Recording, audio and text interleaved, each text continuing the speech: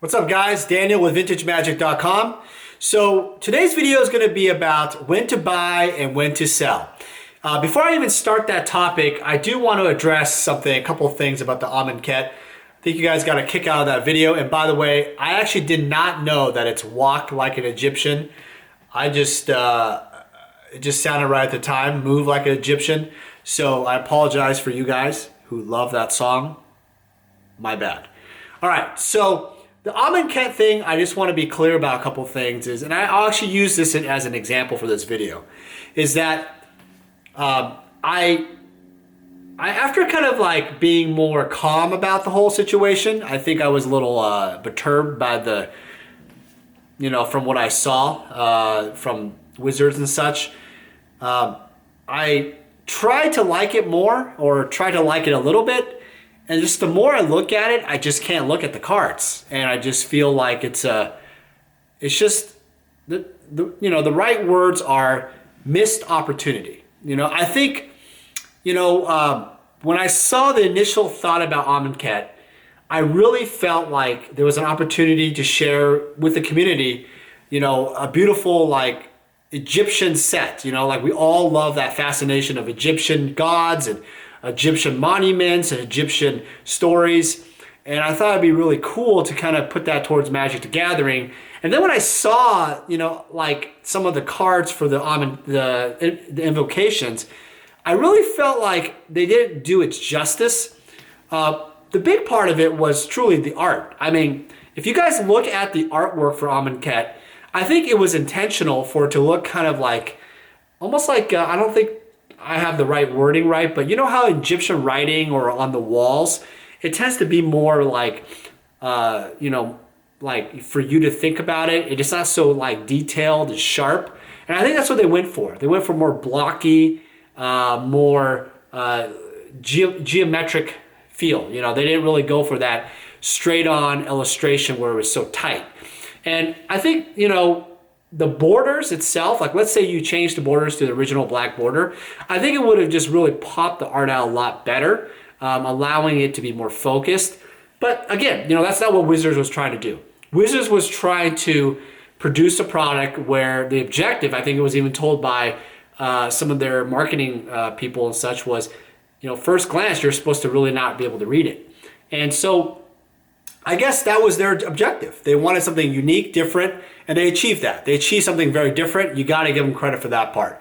But I think it's a missed opportunity because it truly is something really special with that product, where it could have been like an epic set where you could have really had these beautiful masterpiece or invocation cards where they would be highly collectible, aesthetically pleasing, really showing off the art, and just really just a missed chance for Wizards. So I will, I want to put a couple of points out there because people have been messaging me about that, and I did want to follow up on that.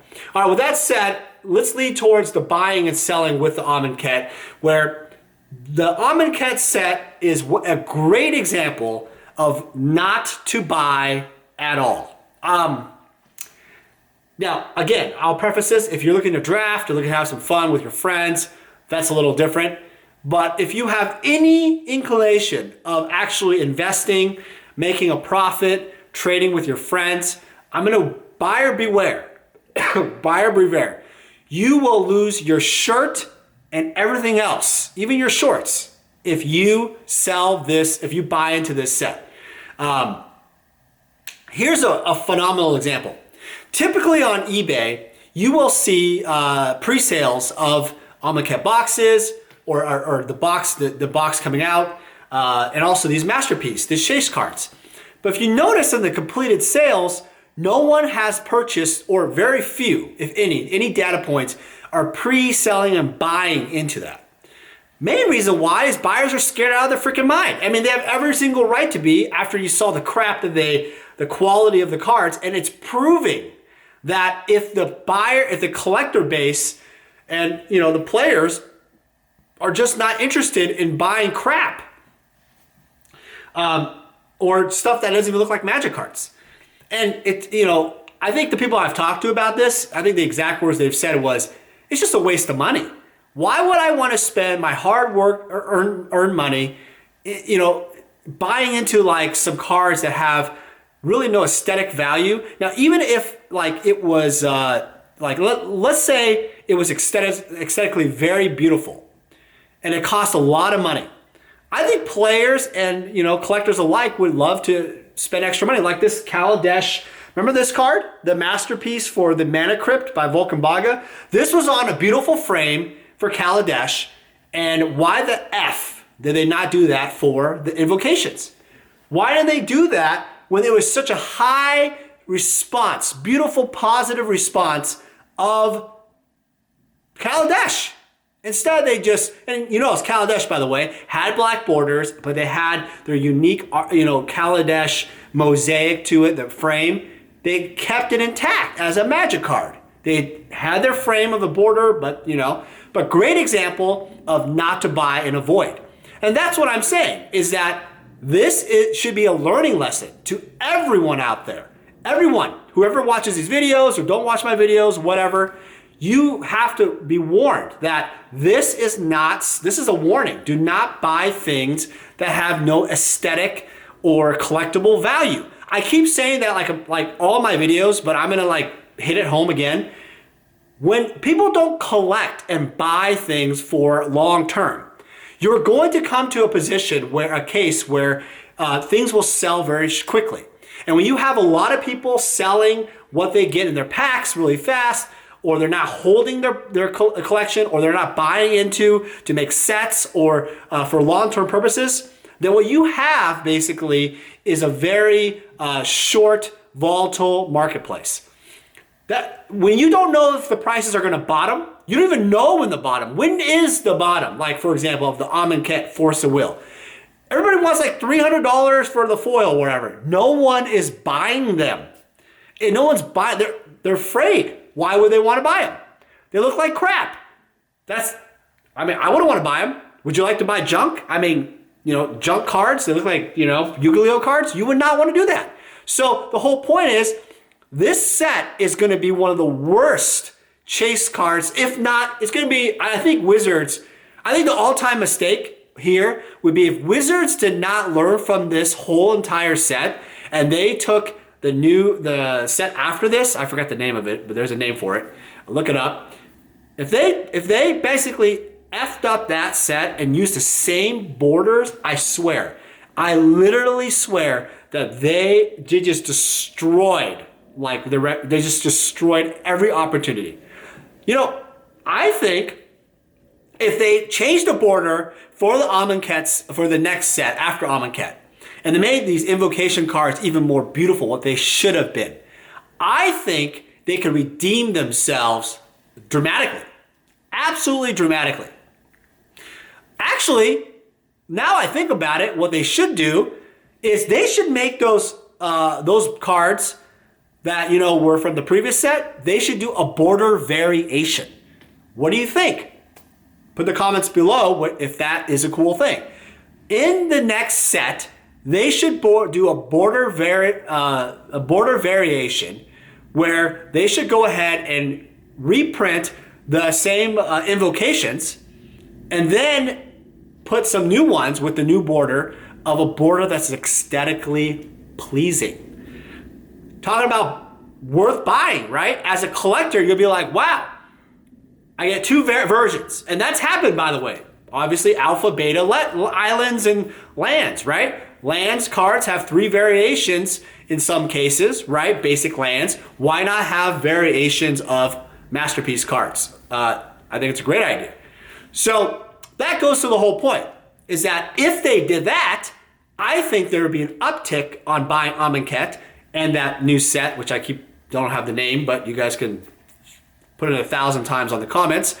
But the whole thing is that is what will make people actually buy into it. I think that have an opportunity for potential to be something people can collect into.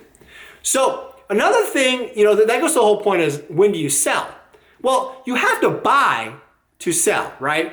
Now, the other thing is, let's say you have product from back in the day, something about vintage product or cards that have gone up in value quite a bit, maybe in modern or legacy or vintage, that have kind of peaked and plateaued in value. So here's a couple things. One, do not sell into a market when it's kind of like the price hasn't really gone anywhere. If you see a card that kind of hasn't really gone anywhere for a while, it's just hovering, just doing this little wave, like this small little wave, there is actually a room for it to run higher than it is to go down, in my opinion, and it hasn't like sharply increased. If you see cards that are skyrocketing in price like crazy, you want to be at the point where, obviously the highest point you never really know, but it may be a good idea to sell some positions. However, if you sell too quick, right, and it still hasn't gone to its highest peak, you're actually losing opportunity. So it kind of depends on this. If you have a large position of a card, let's say you have 100 of a card or 200 of a card, which is insane, right? 500 of a card, then it might be wise to sell during the upswings. But I still feel like when it's not really going anywhere, I think it's worth holding. Now, the second point I would have for selling is selling when things haven't really gone anywhere, or things that are, there's another opportunity. So if there's another opportunity to buy more larger collections that'll have potentially higher profit margins, it's fine to sell cards that haven't gone anywhere for a very long time. Case in point, revised dual lands. Revised dual lands are sitting around up and down, up and down, up and down for a while. It's hot, it's not, it's hot, Legacy's dead, Legacy's okay, coming back, who knows what's going to happen, right? But dual lands are still in demand. But there isn't any growth because potentially, Wizards is holding back from them, less tournaments, Star City's taken away from tournaments. So those type of cards you could sell. It's still worth quite a bit of money. You can reinvest into other cards that have opportunity to grow. And that's something that you can look at, right? So another thing to look for when you sell something is this. It's very important. Is have you maximized the value of the item you are selling? What does that mean? I mean, what does maximize your value, Dan? What I mean by that is the card, if it's really great condition, did you grade the card? Did you think about grading the card? Are you, are you talking to the right people when you sell it? That matters. For example, if I had let's say, like an old school Magic Arabian Nights Guardian Beast, just a regular card. It's pretty hot. Let's say it's a really quality condition card. Have I evaluated that the card could be graded? Because if it's graded, it could be worth, maybe double the price. Am I selling in the right places? Have I marketed to buyers who might be wanting to play with it and collect it? The goal here is to find the right collector, the right player who will pay you the highest price. And that's the goal as a seller, right? The seller is to try to get the most from the buyer. But you don't really have the opportunity if you sell it so quickly, or you don't maximize the value and speak to the right person. The worst person to sell cards to, if you're just in a rush, will always be selling to like a dealer, in the sense that if you're just in a dire rush. I don't mean to say selling to dealers are bad. What I'm saying is if you are always in the rush, if you have car repairs, if you're credit card debt, if you're just plain broke, you gotta buy something for your girlfriend, you gotta go on a cruise, whatever, any of those things, any luxury good purchases, you have not saved enough money for your personal life, and you have to sell out your cards because you are in dire straits and you have to buy list or sell them even cheaper than buy list, you are basically gonna get screwed. You're gonna get the lowest amount of money because you need the cash. So as a seller, you need to prepare. You can't just be like, I just gotta sell out, I gotta reveal all my cards. You have to be ready and give yourself enough time. If your goal is to maximize your value, of your collection, you need to be prepared, right? You can't just sell instantly, okay? So we talked a little about buying and selling, and then I'll tell you guys this, you know, in summary and all this, is that the art of actually profiting from buying or selling requires you actually to buy and actually to sell.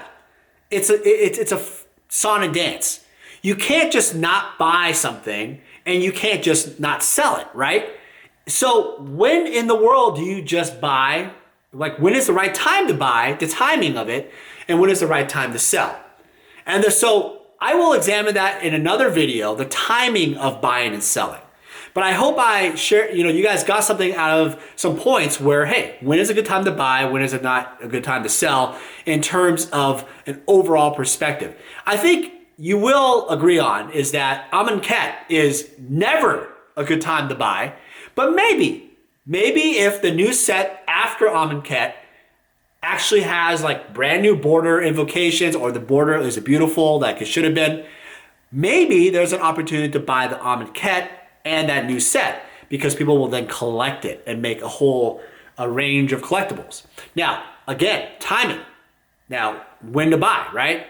Don't ever buy into the hype in the beginning. Always buy when it's settled out.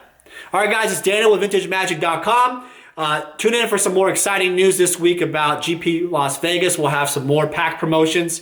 And thanks for watching. Talk soon.